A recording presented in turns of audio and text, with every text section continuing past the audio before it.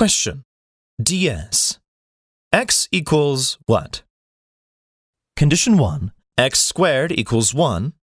Condition 2. X minus 1 equals 0. Solution. Now we will solve this DS question using the variable approach. DS, one variable, question. Condition 1, one equation. Condition 2, one equation. DS question with one variable. Let the original condition in a DS question contain one variable. Now, one variable would generally require one equation for us to be able to solve for the value of the variable.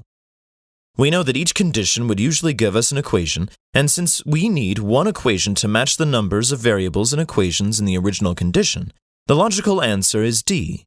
The answer could be A, B, or D, but the default answer will be D. Just choose D if there is one variable in the question, and you have no idea how to go about solving it. Let's apply the 3 steps suggested previously. Follow the first step of the variable approach by modifying and rechecking the original condition and the question. We have to find the value of x. Follow the second and third steps. From the original condition, we have one variable, x. To match the number of variables with the number of equations, we need one equation.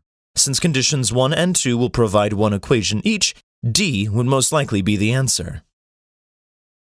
Recall 3 principles and choose D as the most likely answer. Let's take a look at each condition. Condition 1 tells us that x squared equals 1.